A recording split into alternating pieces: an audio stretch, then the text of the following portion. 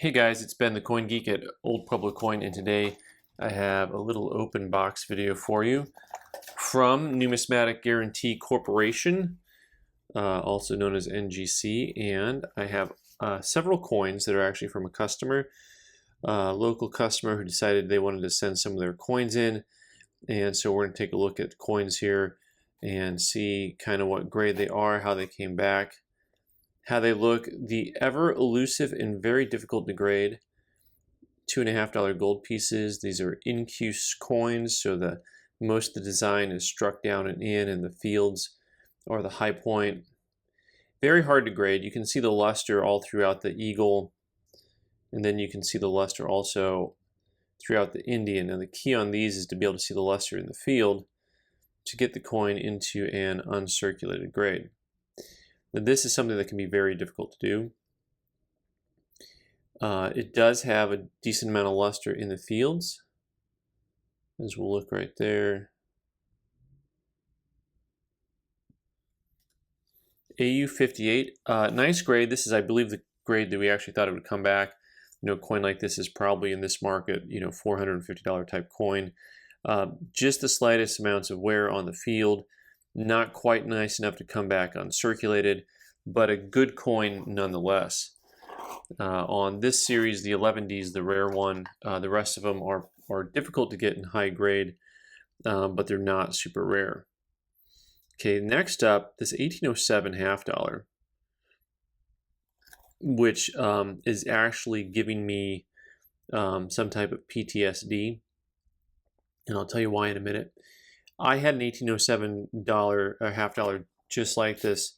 This is probably 10 or 15 years ago, but I remember it clearly because the coin itself was struck very similar to this.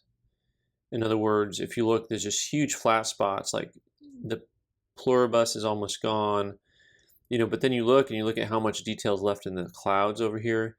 There's so much going on in these coins with strike. And this coin actually has, as you turn it, it actually has nice original luster that flows throughout the extremities, the periphery, whatever you want to say. Same thing here. There's actual luster that flows along the stars. If you turn the coin, you can see the luster in the stars. All right, so to me, that's an indication of grade. Now, if you look at, of course, how there's almost no detail here on the rest of her body, and then you look at how much detail there is on the date, there's so much going on here that is strike related. So this coin came back at VF25. I had a coin like this, only it was twice as lustrous. The luster was not just in the periphery, it was behind the stars up here and going up under the wings near the center of the coin. And to me, a coin like this is probably a VF35 because of the amount of luster that's left. Because once you get luster left on the coin, there's a point at which the coin should no longer be, a very fine. I mean, how much lower grade can you get on a coin and still have luster? So that's one of those things that there's not a set rule for, and this is just one of my rules.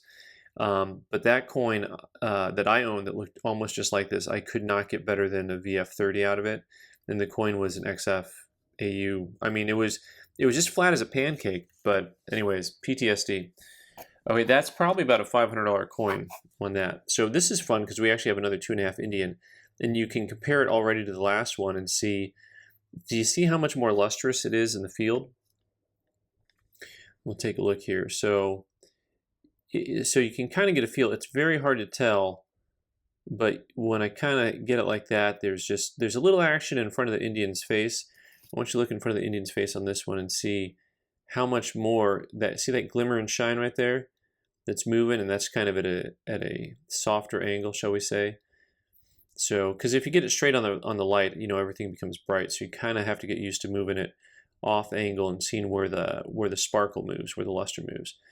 Right, lots in the headdress, and on the reverse also, you can see at this softer angle, you can see the little sparkles moving behind the eagle and in the field, and that's that luster that's really dancing. Now in this one, you can see that luster is muted. It's just, there's little sparkles, but not a lot of sparkle. Sparkle, glitter, shine. Here we go. MS62, nice grade. Great coin. real pretty. And I think generally these are harder to get higher grades on. You can get mint state, but to get above a mint state 62 is pretty difficult, because what happens on these coins, they just kind of got beat up, whether it was in pocket change or with other coins in bags. They got really beat up. You can see a little bit better there how much luster is left on that coin. But oftentimes on these you'll find scrapes and scratches, and rightfully so, but usually that'll keep it into that MS61, 62 grade range on that. And that's probably, maybe a $600 coin in this market. This coin really fascinated me, because this is an 1891, and you can see on this guy here, you've got just a touch of, you got some break in the luster on the field, but there's almost no wear on the coin. Really strong date. And they only made a little over 10,000 of these coins. It's interesting, the Philadelphia Mint during that time period had some really low mintages. The year after this, the 1892, they only made, I think, like 2,500 coins. AU58, which is a good grade. What surprised me is double die reverse. It's marked on here. It was not something that I had indicated on the sheet. It appears as though the double die is probably more scarce, but it doesn't appear to me that they automatically get a huge premium.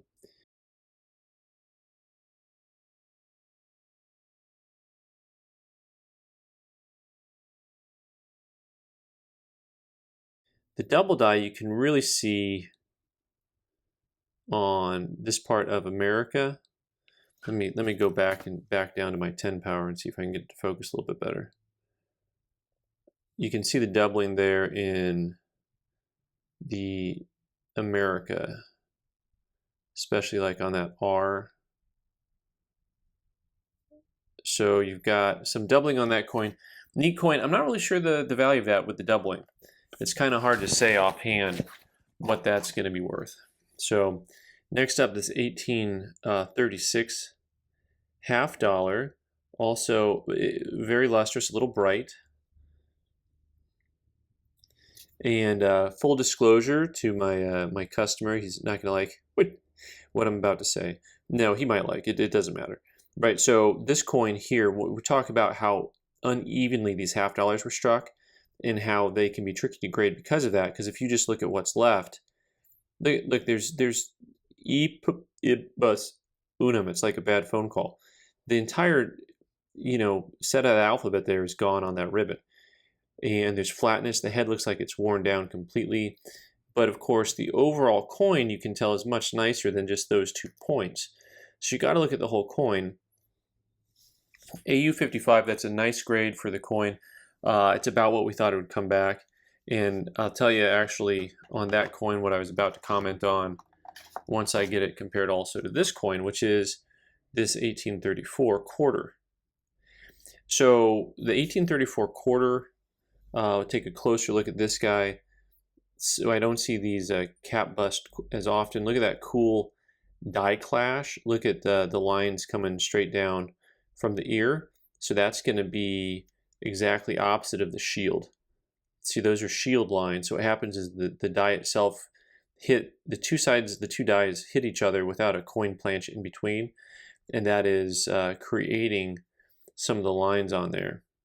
So overall, this coin also is very lustrous, very strong strike on this one compared to the last one. And just a really pretty coin. This is actually one of my favorite eagle designs, this quarter from the 1830s. Really neat design, very bold and unique looking. They also call this an AU55. This coin is $500 to $600. Now, what I was going to say about both these coins, a couple different comments. First of all, for those of you who are new to the channel and haven't really watched, there is a rule here, which is if I send coins in for a customer, these come back straight grades. If I send these in for myself, they come back clean. And no offense to the coins or the owner, and I don't think coins like these should necessarily be marked clean. For the most part, it's very hard to tell the difference between a coin that has been wiped or something that's just slightly circulated, because if your coins are in your pocket or your purse, they have the exact same appearance as being wiped with a cloth because they are rubbing against a cloth the entire time. So I'm happy for my customer that these both came back straight grades. I was very concerned that they would not, especially, well, both of them, but especially the quarter. But that's just because I've had coins that I've sent in that have come back with without a straight grade, with a with the notice on there that, hey, this is cleaned in our opinion. Next up, we've got a really cool 1916S $5 gold piece. These $5 gold pieces are extremely difficult to get the entire set together. There's just, some of them, of course, are just ultra rare, but even some of the dates that are semi-rare are hard to come by, especially these San Francisco mints. But if you want to cherry pick somebody, go ahead and start looking at these coins closely, because half of these ones that are from the San Francisco mint, the mint mark is almost invisible. Like this one you can see, and it just looks like a blob. You know, it looks like a D if you just look at it from that angle. And you got to really look close to see the serif popping up and going north on there. And you see the shape a little bit better there, that it actually has divots at the top and at the sides to make that into an S. You know, but I've had coins that where that S is all the way to the rim, and it's just like a little point or knob sticking out. This coin is really lustrous. It's got some big scrape marks on it, so I was worried it could come back damaged.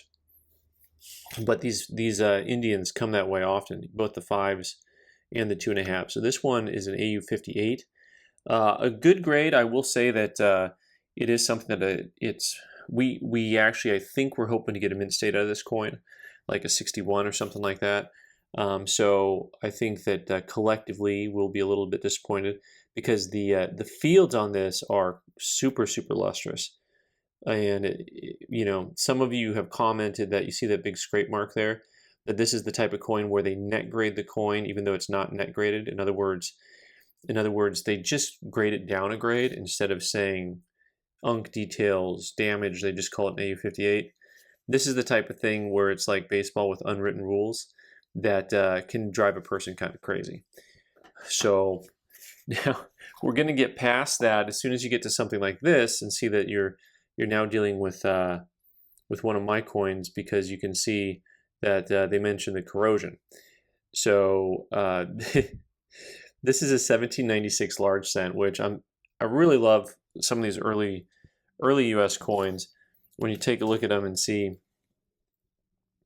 just how cool they looked, and yeah, they're corroded. You know, it's okay. The planchets on these oftentimes come with just rough marks and stuff, but there's something about them that are really cool. They're really gritty and grainy. The Liberty cap right there, the big Liberty, a really bold 1796. Man, the country back in 1796, what was that like?